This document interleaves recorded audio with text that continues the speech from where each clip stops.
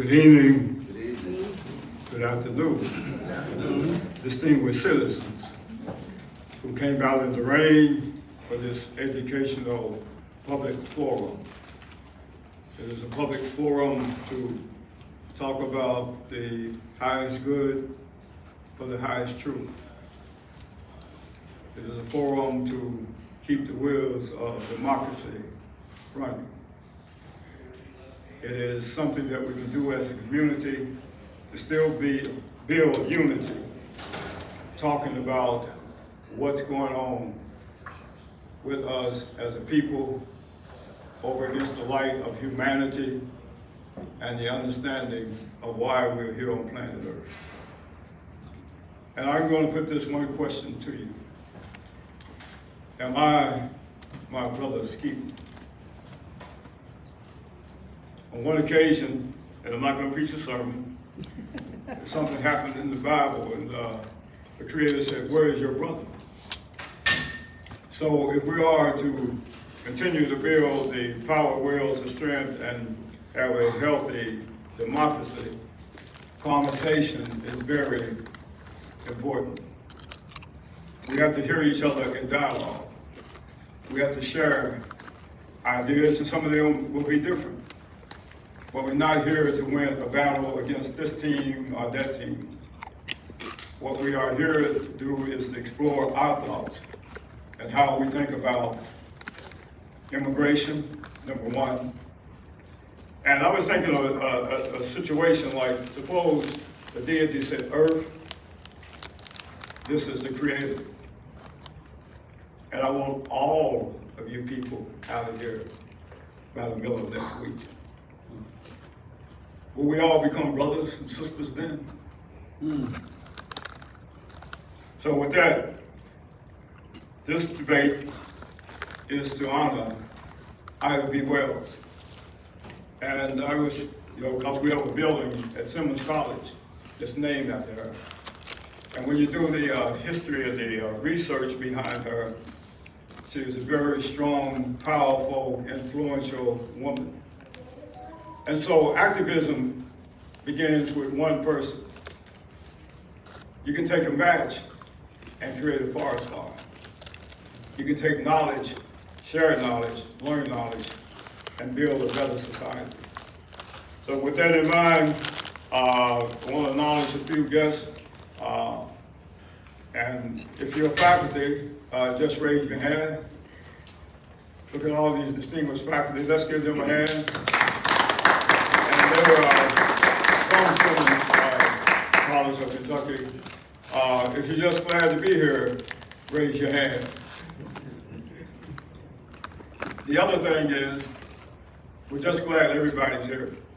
So on this occasion, even though we're going to have different opinions and different views, we're not here to shout in the shouting contest.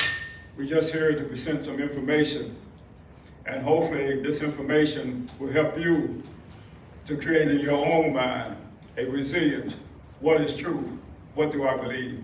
Because everything has been thrown at us so quickly, very quickly, and it creates chaos and it creates confusion. But let's slow down for a moment and let's look at our thoughts. How do we participate in this great democracy? First, with active listening.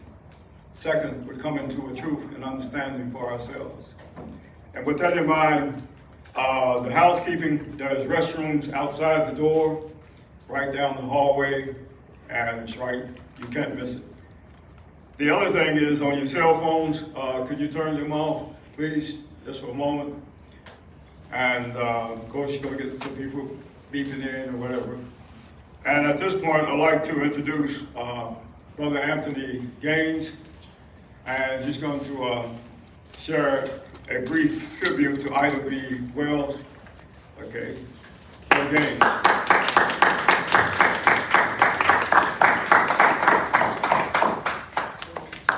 Good afternoon, everyone. Good afternoon and welcome. My name is Anthony Gaines. Like I mentioned before, I'm actually the founder of Gaines Media Company, which is a startup company I started a couple years ago. And our motto of this company is "Conversation can save a nation." So, thank you. So what we do is we produce content in all different forms and platforms that brings conversation to the forefront, and especially on those topics that people don't like to address. You know, those topics that people can't have without fighting each other, yelling at each other, running away from the conversation. So we like to push the line a little bit on that and produce this type of content. And this platform today is actually a series of other installments that we call dynamic expressions. And this is when we sit people with opposing ideologies. We've done this in the exact same room, on this exact stage. We sit them right across from each other with opposing ideologies on the most pressing issues of our time and give them the space to be heard, challenged, and respected.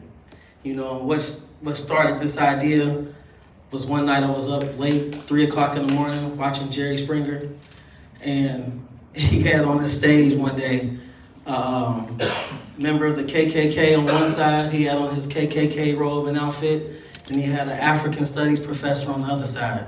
And on that stage, it was a battle of, you know, it was supposed to be intellect, but turned into, you know, chaos like a Jerry Springer show would.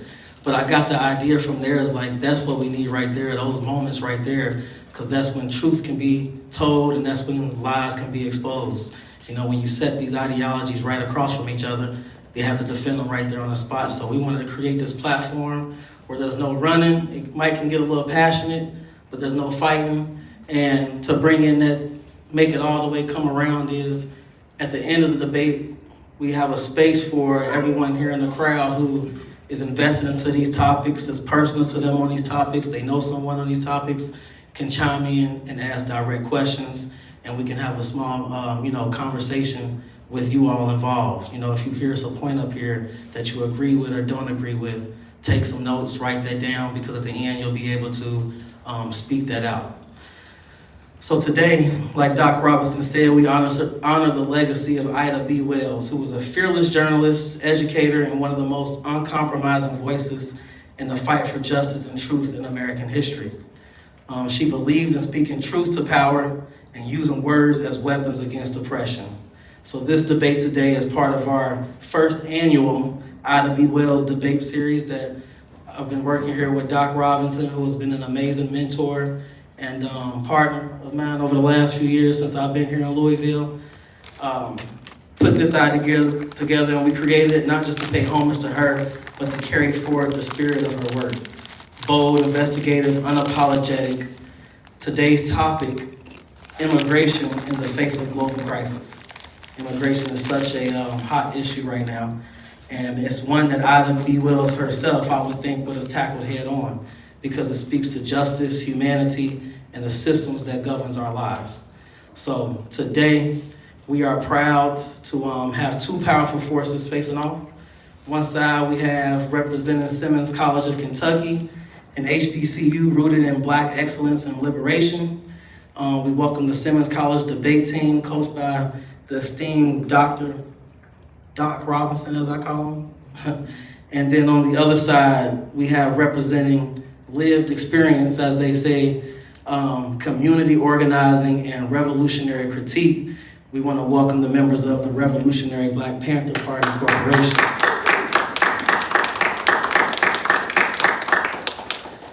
Both sides bring something critical to the table.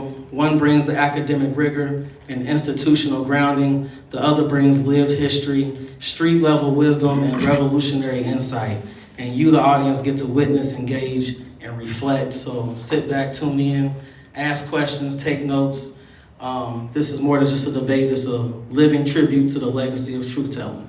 So I'm gonna hand it back over to Doc Robinson, as he will be the moderator of this debate.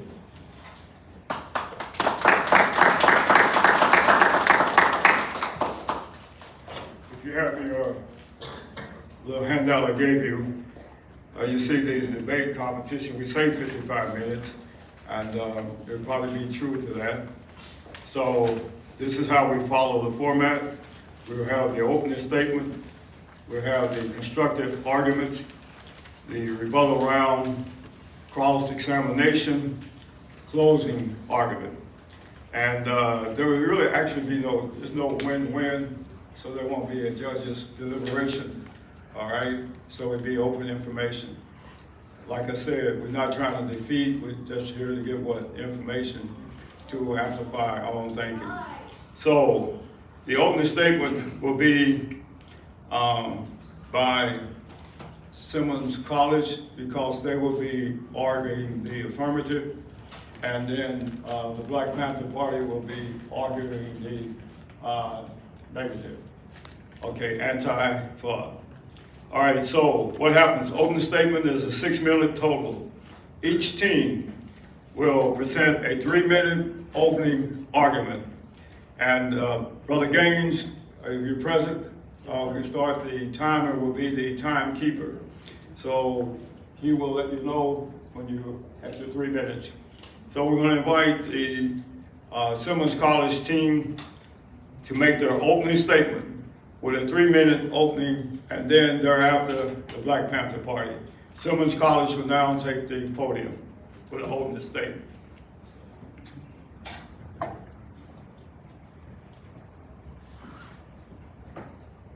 Good afternoon, everybody. Good afternoon. All right, I'm ready to start.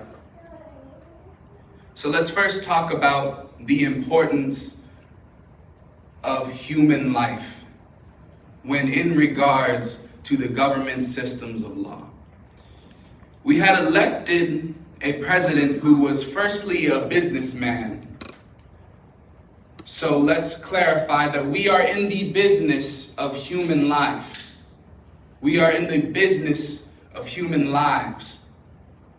And for that I say, immigration and the laws that are surrounding it in this current age cannot withstand and must be either reworked or abolished so that human lives can be continued with prosperity and safety.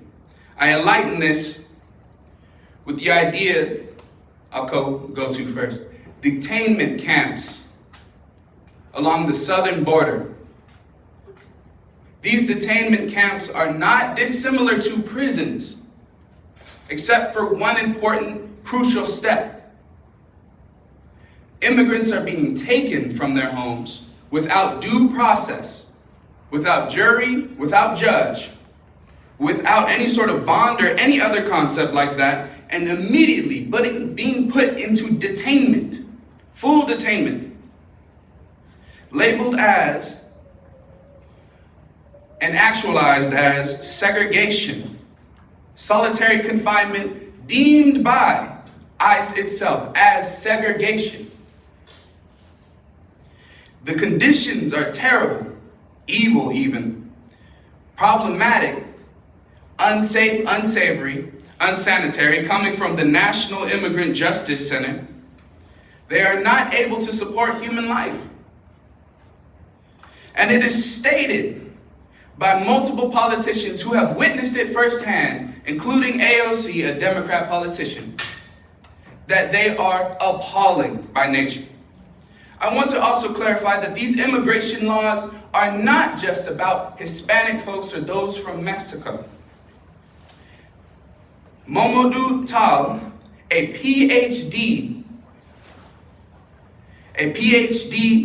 pursuer, was a black immigrant from the UK who was facing deportation on his school visa. I say to you now, this is not just an issue of Hispanic folks, but this is an issue regarding all of us and those who are not considered Caucasian in this country. I say to you now, immigration law cannot withstand within this country. I concede my time.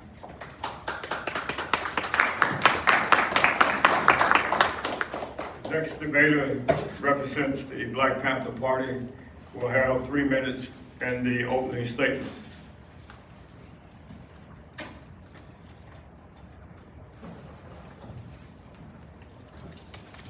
Good afternoon. Good afternoon. I'm ready. The Black Panther Party Corporation opposes open immigration policies in the U.S. in light of global crisis. We are living in an era of disinformation and propaganda, a time of good versus evil, where spiritual battles are at play. This is an age where conspiracy theories are often resonates with truth, because everything that has been left to critically think without a machine to control the masses, most theories are presenting modern revelations of our time. As an indigenous Black American and mindful of the historical mistreatment faced by our race in our homeland, the extensive corruption within our federal government comes as no surprise. Here we are once again. It is important to recognize that America is more open to immigration than any other nation, but do we truly need more? Open migration will cause strain on our public services. Economically, it will cripple Black families and our workforce, which will result to us living in poverty. We will see an increase in the housing markets, and let's be totally honest, with a $37 trillion deficit, can we afford to? This situation echoes the historical invasions by Europeans who arrived in America that over time that wiped out Afro-Indigenous communities. Between January 1st of 1892 and 1957, over 65 million illegal immigrants were brought into this country. On the flip side of this discussion, reflecting on the liberties and rights granted by our Constitution, such as the 14th Amendment that was ratified in 1868, this amendment ensures citizenship for all individuals born or naturalized in the United States, including those formerly enslaved, while also providing equal protection under the law. Despite the struggles endured by many, this nation has yet to acknowledge our need for reparations. Instead, there's an expectation for us to advocate for more open policies, even though our rights are overlooked in government discussions. You want Afro-Aboriginals of this land to engage in conversations about the freedoms of other ethnicities, while our freedoms and just do remain ungranted. Europeans have invaded our territory for the time they discovered us, and illegally entering into this country and being classified as first, middle, and lower class citizens under the pretense of naturalization. They had their own nation and treated us as lesser beings in our own land. This was a setup then, and it continues now, perpetuating the degradation, exploitation, and resentment towards the civilized indigenous people of America, and to disenfranchise and change the body map of the United States.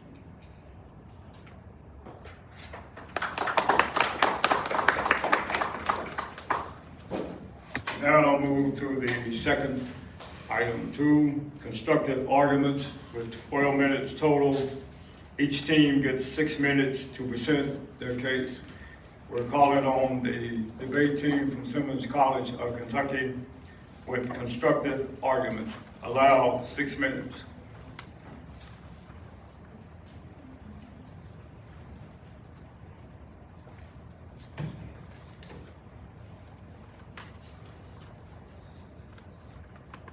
Good afternoon, everyone.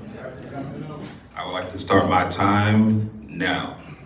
So, what does it mean to be an American? Is it a big family dinner after a long church service? Or is it Sunday night football? Or is it the ability to speak fluent English? The answer to my question is the number 3.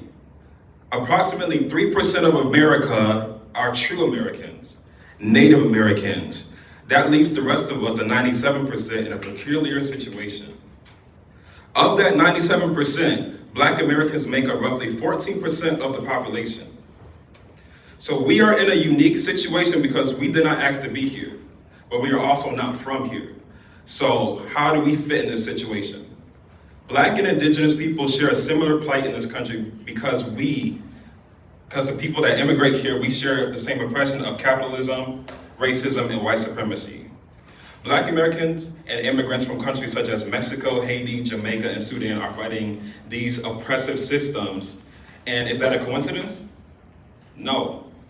So that right there shows you that we should be on the same page for justice. The struggle is knowing who is for you is so serious because not everyone is your enemy. We cannot fight people who share the same path as us. We have to fight the root issue. But we also have to remember that our gripes should focus on the systems who are harvesting Black people so that we can maintain their wealth. Need I remind you of the countless Black activists who have foreign roots? Stokely Carmichael from Trinidad and Tobago, You have Marcus Garvey, who hails from Jamaica, and Malcolm X's mother, who is from Grenada. All three of these men have something in common, and that is their love and support for Black people. All three of these men put their lives on the line for Black American progress, and two of them paid the ultimate price. We have to rise above the us versus them mentality, because it serves no purpose in the society, and it sows seeds of discord, and we do not need that. To essentially make enemies out of each other is the worst thing we could absolutely do. The Black diaspora wars are senseless, and it makes us lose the goal we need to accomplish.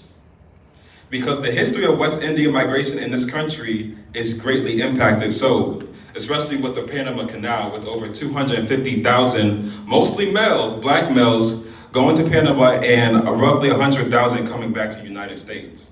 So prior to the 14th Amendment, there has been interaction with Black people globally. Second, the economic benefits to having a more open immigration policy is insurmountable. According to the Migration Policy Institute, migrants boost overall economic growth by expanding the labor force and increasing consumer spending. The foreign-born also start new businesses at higher rates than US-born individuals. So immigrants are impacting this economy positively. So they are coming here opening businesses, which can in turn bring jobs into the Black community. And vice versa, Black business owners may be looking for workers with certain skill sets that enhance their businesses. This is mutually beneficial relationship, it's not one parasiting the other. Lastly, I want to discuss the anti-Blackness that may be harbored in certain immigrant groups. As we know, racism against Black people comes from non-white people as well. I was born and raised on the East Coast, so I have friendships and also racial tensions with certain groups since I was little. It is a problem that needs to be addressed, and the problem in and of itself is racism, not immigration. The people from these ethnicities probably already had anti-Black sentiments before they reached America. So stopping immigration is not killing the problem at its root. And also, according to the Guardian article, proposing policies that affect immigration can also affect you, because the Dominican Republic was rounding up dark-skinned African Americans thinking they were Haitian people. And when we have these rules in our own home, we can't contest what other people do to us. So we have to be very mindful of what we support. And in conclusion, it's needless to say that I believe in the power of unity and the power of justice. I don't have to choose between supporting immigrants and supporting Black Americans, because the goal for both communities is deeply aligned. And what I stand for as a person, I stand for courage, and I stand for love and support. Thank you.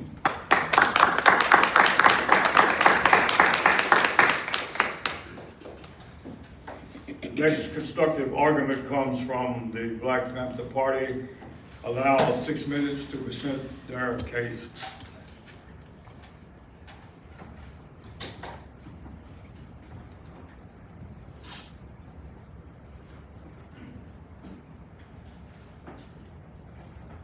Okay, you can begin my time. So, for these foreigners coming over here, we have a problem. The main problem is we can go back to Ellis Isle, where we had a wave of immigrants, Europeans, from 1892 to 1954, 65 million of them came over. The problem is when they came over, in 1892, if that rings a bell to you guys, somewhere around emancipation. If you remember, who's the people who should get all the good jobs back then? It was the freed slaves. We were the artisans. But when the immigrants came over, we no longer had those jobs. So we were supposed to be middle class, and then we were booted down to lower class. So I say with the new influx of immigrants that they want to bring in now, if we're lower class now, and with the influx of these new immigrants, where will we go to? We're lower class? I guess we're going to go to poverty. We just don't have the resources to fund these immigrants right now. Also, with these people being culturally different, the Constitution stands a great chance of being amended. We have people coming from places where they don't believe in the First Amendment, they don't believe in the Second Amendment, they don't believe in the Fifth Amendment or the Sixth Amendment. So by the time you have second, third generation immigrants who will probably be politicians and leaders in this country, are those the people that you want amending the Constitution? And you want to say that they can change. You want to say that they can be Americanized. Well, I ask you, how many of you are Democrats because your parents are Democrats? How many of your parents are Democrats because their parents were Democrats? How many of you are Baptists because your parents were Baptists? And how many of your parents were Baptists because their parents were Baptists? So these ideals, I don't think will change, and it will present a problem. Our country is already $37 trillion in debt. We can only afford to pay for the interest on that debt. So you want to bring more people in to have to pay for their social services. It just doesn't make fiscal sense.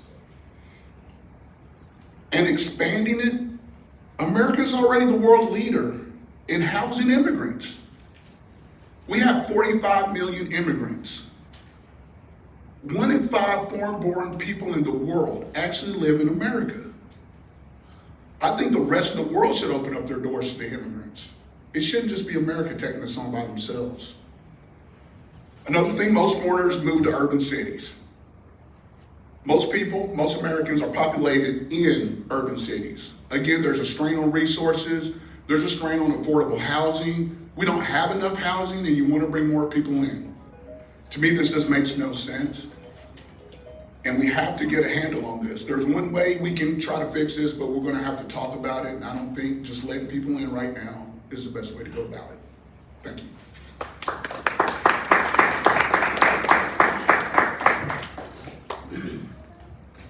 We move to the third piece of the debate competition, the rebuttal round. It's a 10-minute total. Each team refutes the opposition's argument. There will be 5 minutes per team. We now call on the debate table of Simmons College of Kentucky for the rebuttal of 5 minutes. Simmons College.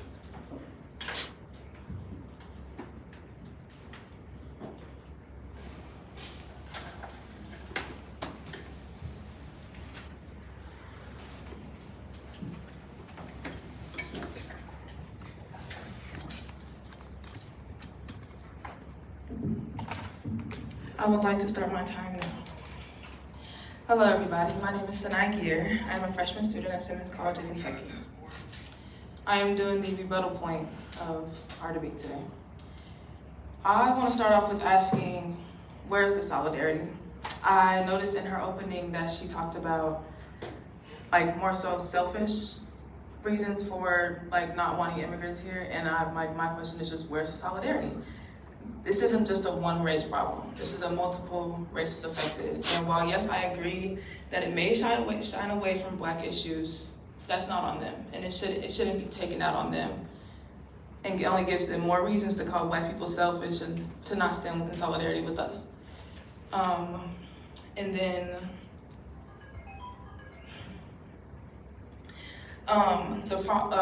with his most recent point being being booted to the lower class, we shouldn't blame them for the system that was built on the basis of hating Black people. I feel like that has really nothing to do with them. All they want is really a better life from wherever they're coming from, and that shouldn't be put on them as far as how our system was built, because it was built on the basis of hating Black people and putting Black people in a lower systemic place. And I feel like that has really nothing to do with them because, like I said, they're just wanting a better life. And the system that they come into, they can't really make a change so far. When they're first coming in, they can't really do anything about that. They just have to accept what they feel is better for them. And yeah, that's all that I have.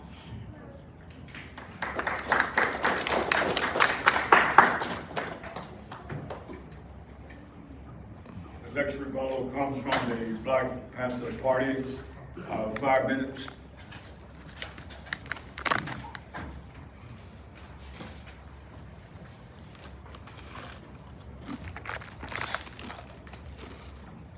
you for starting my time.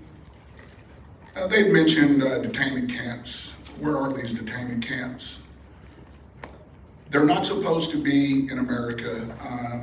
If you have refugee people, they actually apply for that in wherever their country is. So they actually stay there and then they're approved to come to America. What we have here is we have asylum seekers who are just flooding the borders. Mexico isn't holding them back. We only have like 700 judges. We have 2 million cases on backlog, and they're still just flooding the border.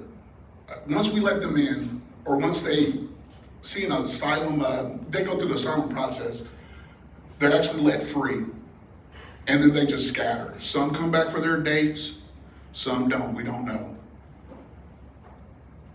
They also are given a work authorization. This is so they can actually seek employment, but this takes like 7 months, sometimes more, because you have to be approved first. Then after you be approved, then you have to get your work authorization, which, like I said, takes 7 months. My thing is, who is paying for these people for almost over a year while they're in America? It's our social services. We're paying for people who have not paid into the system. America's broke. 37 trillion in debt. I don't know if you guys can grasp that number. It's huge. They also said that 3% of Americans are Native and they're the people who are supposed to be here. I would like to remind them that the 14th Amendment was actually written for Black Americans. We were born here. We've been here a long time. We go back to my mom, my grandma, my great-great, my great-great-great. We go back to the 1600s. And a lot of us are actually mixed with Native Americans. They're called amalgamated tribes. They never teach you this in school. They declassified, or they changed the classification of Black people. I think you can remember, we've been called colored, Negro, African American, well, Afro-American first, then African American. You gotta ask yourself, why do they keep changing the classification? They're trying to hide our true identity. As it really stands, most Black people are tri-racial. Black Americans are tri-racial. We're mixed with white and Native American. But again, we're born here, we've been here. And the economic benefits, again, they actually drain our social services. They can't work for 7 months to a year. And I don't know if you guys know this, but the affordable housing budget usually mirrors the same amount of money we pay for foreigners to live in this country. And again, we don't have affordable housing, do we? If you look at a pie chart, well, back in the day, you used to pay for your house with 1 week worth of pay. For a lot of people now, it's almost 3 weeks of pay, but definitely 2 weeks of pay. So you want to add more people and create a worse situation. Again, it doesn't make physical sense. Thank you.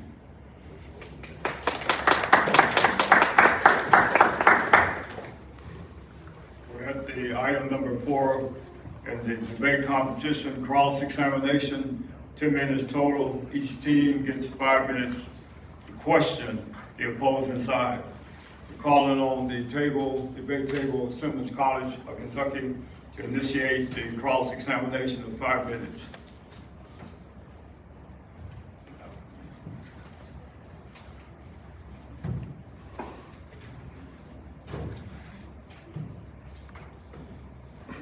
So my first question to the negation side, what does an immigrant mean to you?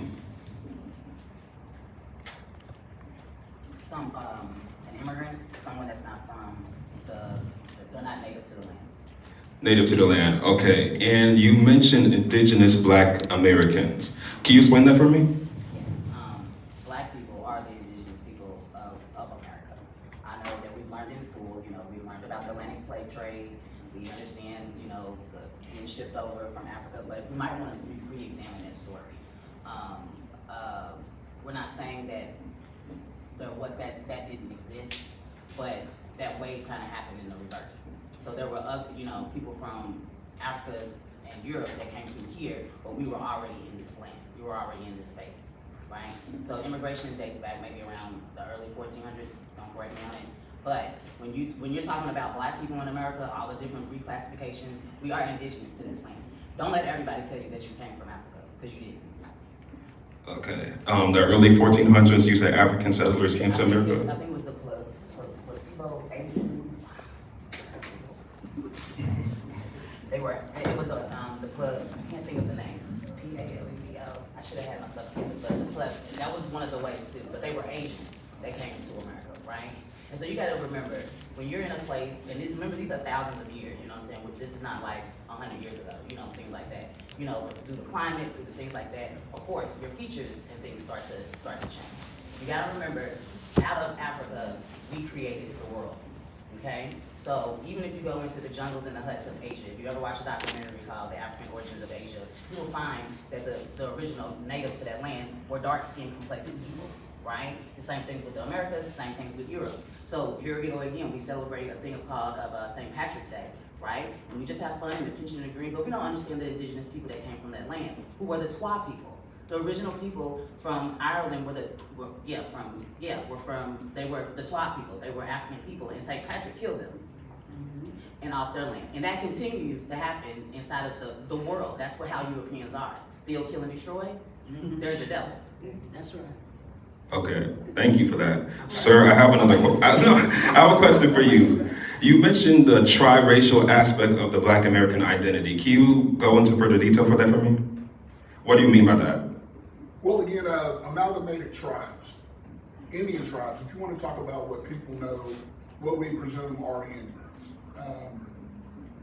A lot of the so-called Negro mix with those tribes, especially the five main tribes. They all start with like C's, right?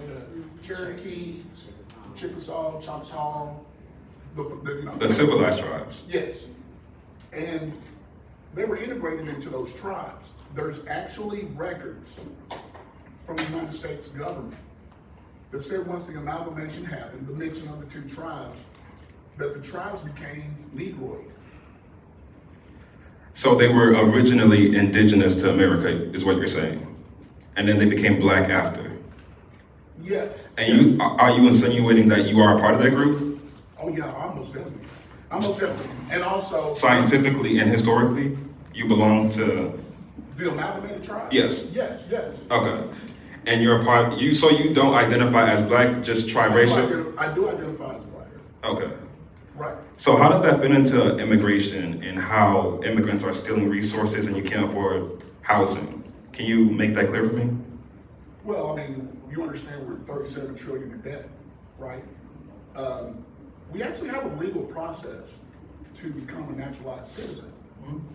That's These true. people are cracking the code and they're rushing the borders, and they're overflowing the system. So I'm just wondering, why can't they do it the right way? The refugees do it the right way. People who get married, they get the green card, they're doing it the right way. People who have student visas or work visas are doing it the right way. So it's just the asylum seekers who, by the mere fact, once they cross from Mexico into America, they're automatically are illegal immigrants. They've already committed a crime. And again, we just don't have the resources to support them. Thank you for that. And one final statement I want to add. I know you mentioned that immigrants don't pay anything, but according to taxpolicycenter.org, an estimated 11 million immigrants live in the United States without authorization, and they pay a considerable amount of taxes. Some estimates suggest that undocumented immigrants pay nearly 100 billion in federal, state, and local taxes. What do you have to say about those statements? What I have to say is, if it took me 10 generations to build a mansion, and you come in and you mow the grass in one time, do you deserve the same amount of benefits as me? Yes.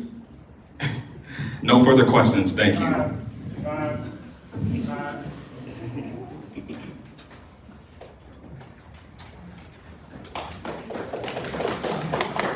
now we have the policy cross-examination from the sister from the Black Panther Party.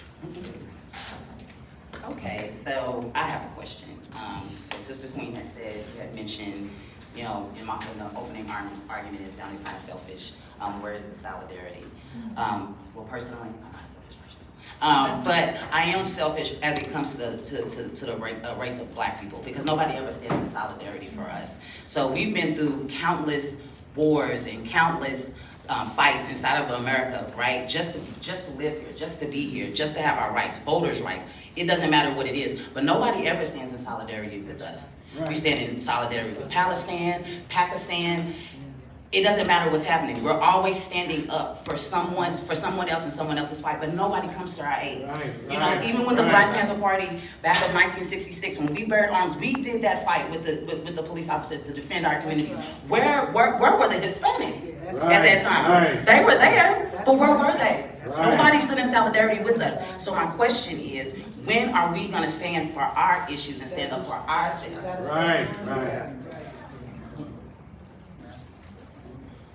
If I could just use for a topic, Fred Hampton in Chicago. Fred Hampton was a part of the Black Panther Party, and he was a strong proponent of the idea of the Rainbow Coalition, as it was called, which included not only Black Americans, but Hispanic Americans, Asian Americans, and other ethnicities within this country. It is important to recognize that even the Black Panther Party understands that as a unit we are stronger.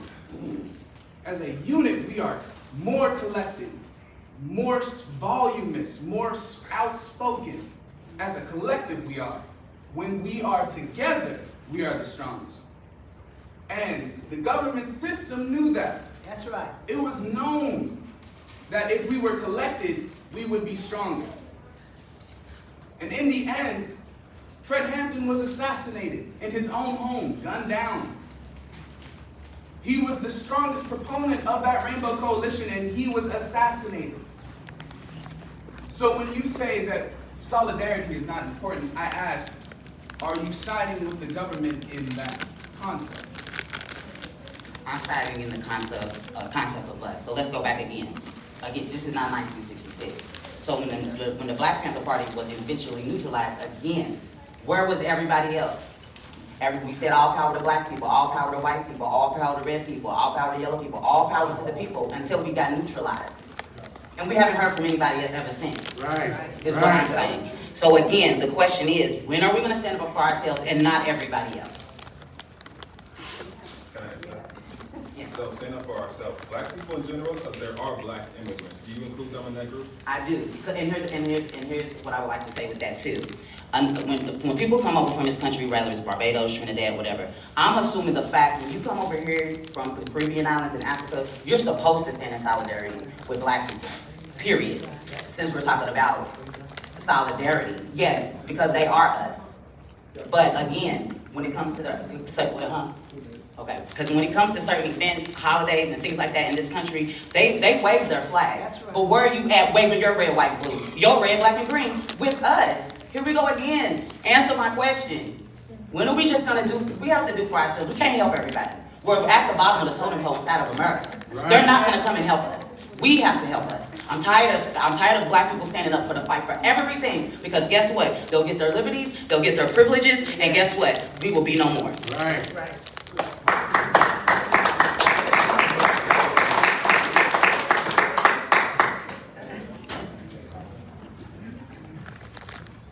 As a reminder, and as a leader, I want to recognize the House and the passion of the House. But we must remember, we are here not to go at each other. That's a fact. We're here to build a knowledgeable base for the implication of truth. And in that, we have to listen to each other. It's not like a basketball game. So the voice came from there and says, "Where's your brother?"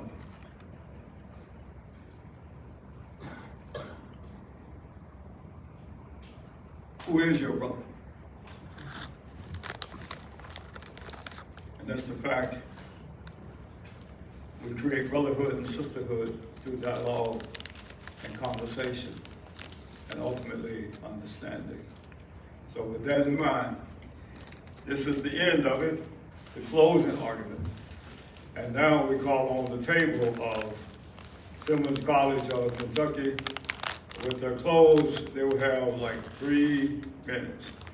And then we have the closing by the Black Panther Party. And then we'll open it up for 5-minute questions, and we'll call it a day. Simmons College of Kentucky will have 3 minutes for the close. Please approach the podium, sir. Hello, everyone. Once again, I'd like to thank you all for having me, and I would like to start my time now. John F. Kennedy, President of the United States, was the one who said, "We are a nation of immigrants." The opposing counsel has described Afro-Indigenous and indigenous groups as well.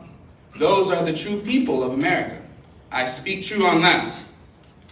But the system that we have created has been perpetuated by the colonist groups of Caucasian individuals brought into this country, came into this country, and now refuses to allow others to come into this country.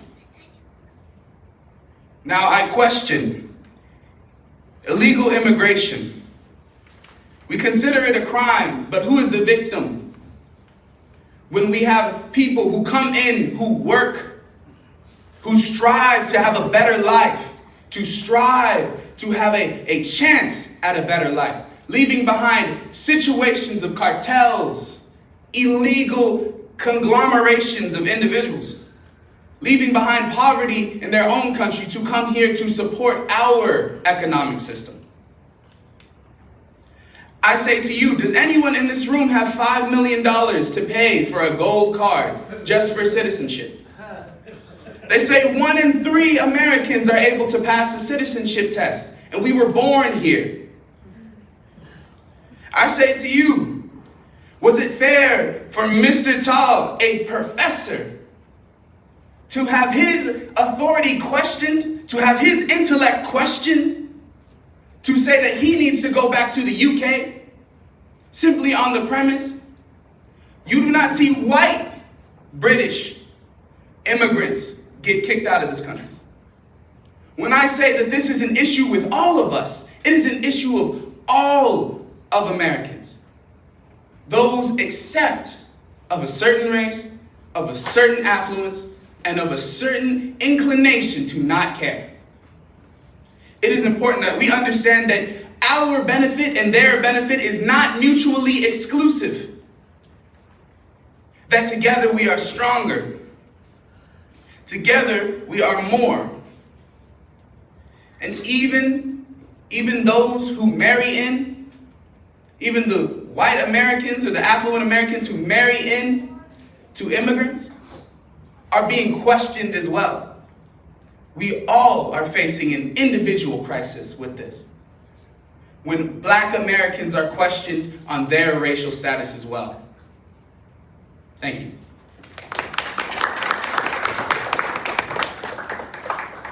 We have the final closing statement by the Black Panther Party, closing argument, allowed in 3 minutes.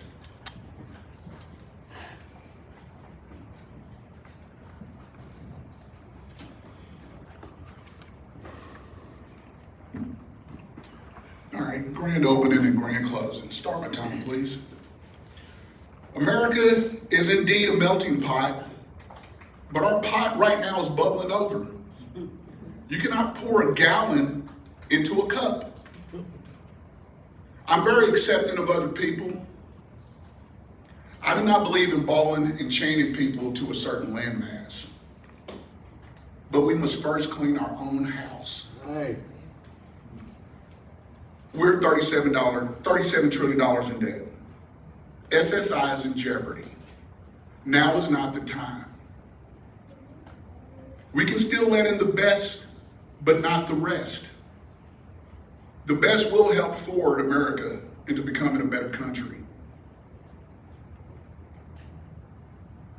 What we're experiencing right now, and I touched on this earlier with Ellis Isle. When they came over, those 65 million people, I told you, the emancipated slaves were about to be middle-class citizens. We were the only ones that did work here. Right. Who built the houses? Who were the carpenters? Who were the plumbers? Who were the farmers? And then when they brought in the immigrants, again, we went down to lower class. You don't see something shady afoot right now? We already got 45 million foreigners here now. You don't think the same thing's going to happen now?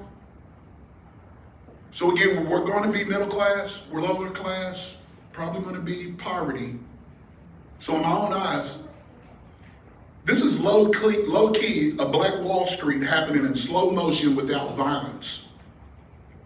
This is tantamount to wealth theft. So do you want to die on Glory Hill or do you want to die on the Thorn Hill? Thank you.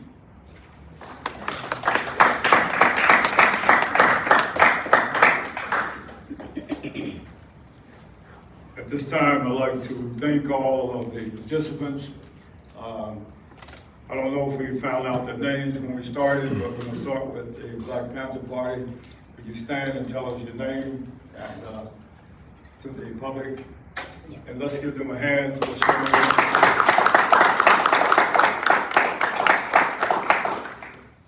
Hi, my name is Ahana Rooster, and I'm the president of the Black Panther Party. My name is Thomas Hardy. Hopefully I'll be in charge of education and police reform. Hello everyone, my name is Christopher Stafford. I'm a student, second year student at Simmons College of Kentucky. Hi everybody, my name is Sanai. I'm a freshman at Simmons College of Kentucky. Greetings, everyone. I'm Justin Davis, a rising junior at Simmons College of Kentucky. I see more people, so let's give ourselves a hand. Okay, so what I'm gonna do at this point, I'm gonna say these words, and hopefully you will mingle with the debaters, ask them questions, etc.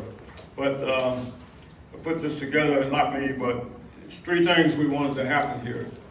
And those three things, if you look in your little, is to what? Educate. That's number one. The second thing we wanted to do here today is to elevate. And the third thing is to what? Empower. It's good for a man or woman to think for himself, herself. If you want the truth, you want to do your research, you want to do your fact finding, because nobody can tell you what you cannot find out for yourselves. With that in mind, I guess I'm going to say, peace out. Is that what they say now? All right, okay, let's just try it, okay? Everybody out. Okay, I'm going to say, then Brother Gaines wants to say something. I'm going to say, everybody just say, peace out. Peace out. I can't hear you. Say, peace out. Peace out. One more time. Peace out. Okay, Brother Gaines. All right. What a powerful dialogue. Powerful dialogue. We'll give it up one more time for everybody we have on stage. And this is the part where you all can come in. You know, we've got 10 minutes. If everybody's got 10 more minutes, if we have that, if we need that much time. But like I said, dynamic expressions, we don't believe in just watching from the sidelines. You know, we believe the real magic happens when the audience becomes a part of the conversation. So Get somebody to set their watch, man, for 10 minutes. yeah, I got 10 minutes. So for right now, if anybody was taking notes, you had a burning question, personal insight, or just want to engage more deeply with something that you heard today, this is your moment right here. And all we ask is, you know, speak from the heart, be respectful, and, you know, let's continue this dialogue together. So did anyone want to start off? I seen this hand up first right here. Yes, sir. Brothers and sisters on each part of y'all talk about togetherness and unity and what's going on in America as far as foreigners and the Black Panther Party. My question is, what is the solution to bringing us together and feeding our community and curb this homeless situation. We see how they operated in the past. What is the modern day solution with the modern day technology to bring us all together in unity to curb this $37 million deficit as black folks? How do y'all see it building onto a new resolution that we all get our reparations as freedom to be employees and make wages to sustain our livelihood? Well, this is what we're currently doing right now with the Panther Party, is building our own political party. So we have a full year, 2025, to where we're building a political action committee. So we're going, this is at the local level, right? So my solution, our solution would be taking it from the political side. It's kind of like we don't really have a dog in the fight right now, or haven't been for a long time, because we're not in the game the way we think we are. Those two parties, Democratic, Republican parties, they have their pros and their cons to them or whatever, but we don't have any representation and we don't have an agenda, okay? So when we're talking about the Black Panther Party, we're dealing with the original 10-point program platform of that time. That is the black agenda in America, right? But we have to have the politicians, we have to have the money in the party to make sure our agendas get filled. Our agendas don't get filled because we don't have the backing, we don't have the economic power. But in order for you to get it, is you come underneath one umbrella. You gotta have your own house. Right. We have everything we need, we gotta pull it together. We have it, we just gotta house it. So that's our mission here at the local level, and then we can take our show on the road. Perfect. Yes, ma'am. Just so we can get through, I know we got a lot of questions. What you just said, what he was saying. Now, first of all, I love this, but I believe that in Louisville, we need to have more of this in the community, because we are building wealth out there, because I have seen it myself. I have gone to conferences where the places, old places, are packed out with entrepreneurs, people that have their own business.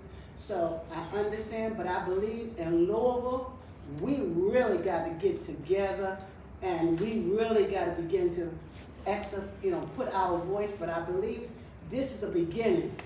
If y'all do more of this in the community, so we can hear about us, then we're going to begin. I believe we didn't build that bill. We didn't do the bill. We didn't make that bill, and we can't be blamed for that bill.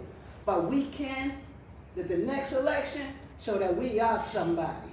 Thank you.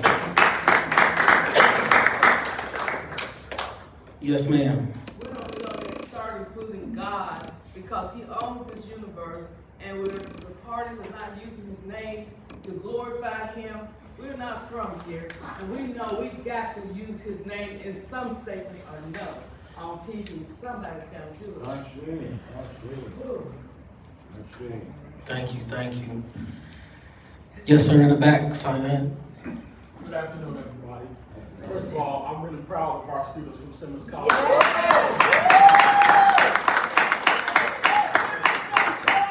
also applaud the humility of the Black Panther Party.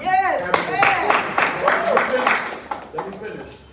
Having experienced everything that we're talking about, That's right. that we're approaching in theory and in research, having experienced these things, and having the humility to come and to bring all of that wealth and knowledge to the table to embrace our students. A lot of what we are trying to teach our students is caught and taught, and we appreciate you helping us to catch some things. Yes. I want to say that there's a little bit of fallacy in some of the things that I've heard today because of the nature of us as a people, black people.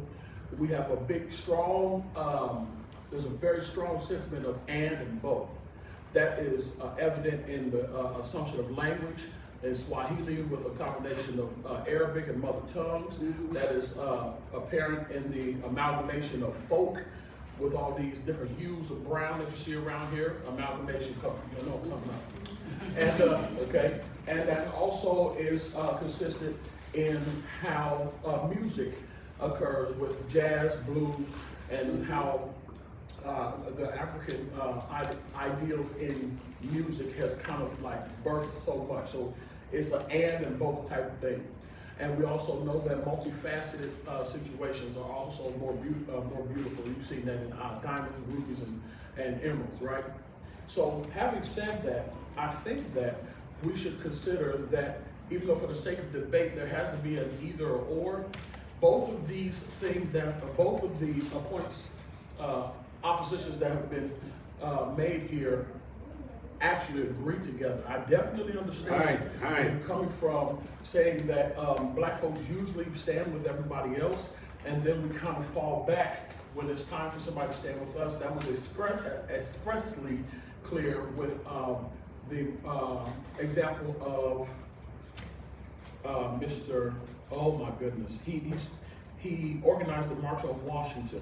He was a student at Wilberforce University. I cannot call his name. And he did this in 2 weeks' time. And then when it came up to 1987, after all this headway had been made, it kind of folded when he kind of went over into the LGBTQ movement, and black folks had to kind of take a backseat to that. And that's kind of been happening throughout history. I also agree on the other side that yes, this is a melting pot full of immigrants, and that people really should be taking care of folks who are here, but there also has to be that sensibility of dealing with legality and not just going at it willy-nilly and taking care of home. I'll end with this point by, I'm the professor of music, if you don't know, I'm the choir director at Simmons College. And there's a statement by Leonard Bernstein in a song that he wrote called Take Care of This House. And that was a song that he wrote for, I believe it was Jimmy Carter's inauguration or somebody a little bit before that. But I think that's something that is very true. And in order to do that, you have to consider the multifacetism of it all and not just cut it dry, which has been demonstrated with these two parties that we're already dealing with that are not doing it very well. So as black folks who are real good at absorb these points and then utilize them with the thought of you cannot just treat it like it's cut and dry. There is right and wrong, but you still have to approach it in a way where you can appease what is necessary, because there's so many different people who are at stake, and there's so many different histories that are at stake, and so many different states that are at stake. So I just want you to consider how many facets there are. Thank you so much for your time. Thank you. Do we have any more questions? Yes, sir. Look like we got last one right here. As I listen to your answer, and we trying to identify how we can bring people together. Just as the brother talked about the gentleman, I know his name, he's talking about the movement together for Martin Luther King March on Washington. It's old tactics used in a modern way. Donald Trump took our tactics and used them to win. We take the same thing as like playing football, basketball. The other team send you the scouting report and show you their video, and you study the game plan. You study the game plan of how Donald Trump got in the office, we take the office back. We just got a massive mind of taking modern day technology to enhance the capability to cover, unify the information and pass it around to the whole nation to alleviate the problem of electronic polls being taken over by electronics. We gotta alleviate the television, take over the radio, as well as the internet to get our message across. Then we want to unify to do what they did to make a big picture. I listed one thing, say how they got money. They collect enough money to fund the campaign and have enough money over to fund the next campaign by having all the people pledge $10 a week. And that funded this presidency and the one to come. So we gotta take that same mentality and come together and stop looking at a one and think of the whole.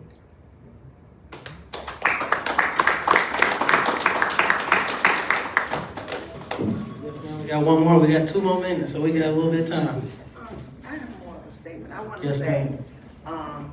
the sister was talking about us being selfish and solidarity.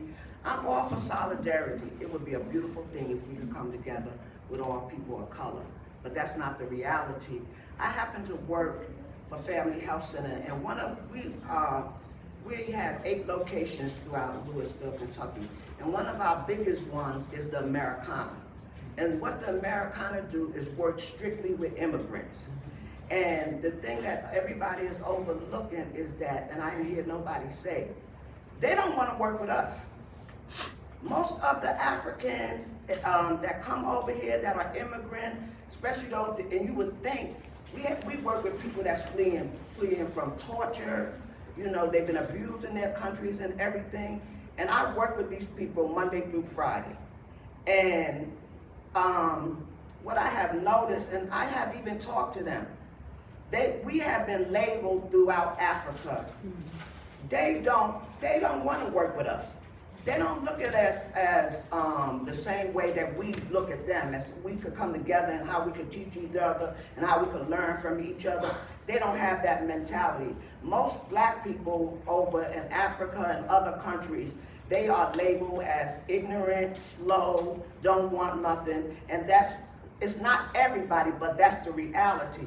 So the thing about it is, when you're talking about solidarity, it would be a beautiful thing, but I was just at a seminar yesterday based on immigration, and most people of color don't want to work with us.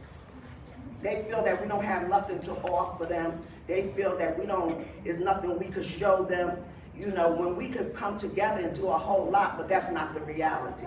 So I just wanted to put that statement out there. It's a beautiful thing if we could come together, but they really don't want to work with us. As the sister was saying, when we get out here and when we progress and when we protest and we're fighting for things, you're not going to see them with us. You're not going to see no immigrants coming along with us and everything, because they think that what we have, we should be grateful for.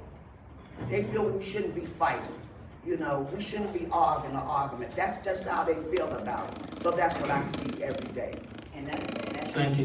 And that's, I'm gonna just be real quick. I want to give them a chance to respond over here. Yes, sir. Okay.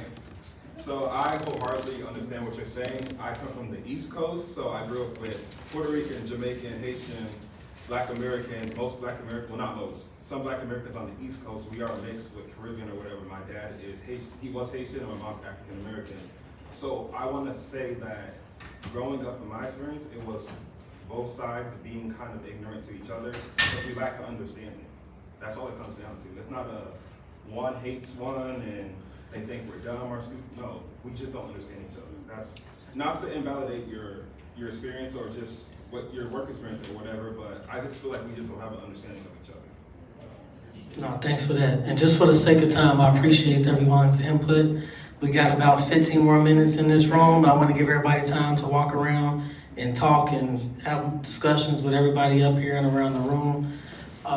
So just to close this out officially today, you know, I want to, can we one more time just give a round of applause for both debate teams up here. We got the Simmons College debate team, the Revolutionary Black Panther Party Corporation. Thank you all for showing up with courage, conviction, and clarity. You know, you all brought the fire today, the insight, and the passion that this platform was created for. So I just want to thank you all personally. And today we didn't just witness a debate, we witnessed dynamic expression in its truest form. We saw what happens when intellect meets experience, when theory meets truth, and when people with different perspectives sit down and actually listen to one another. And that's what this whole platform is all about. And this event and this entire series is a tribute to Ida B. Wells, a woman who taught us that words, truth, and unapologetic courage can shape the world.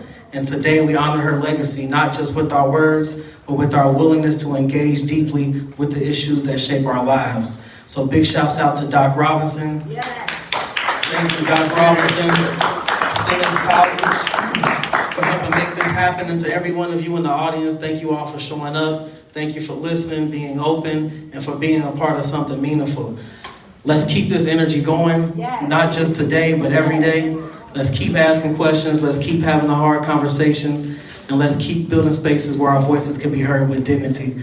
And finally, don't forget to follow us on Facebook, Instagram, Gaines Media Company, and Dynamic Expressions, because this platform will have more upcoming events, more upcoming debates and everything throughout the year. So thank you all so much. Stay safe, stay strong, stay dynamic. You all have a good one. Every note, every performance, the arts connect us. The arts connect us through joy and through awe, bridging cultures and generations. From intimate theaters to the grandest stages, the arts bring us together, reminding us that we're never truly alone. When we experience the arts, we experience each other. Kentucky Performing Arts. The arts connect us. If you do nothing else. If you do nothing else. If you do nothing else. If you do nothing else. If you do nothing else. If you do nothing else. If you do nothing else. Stay live.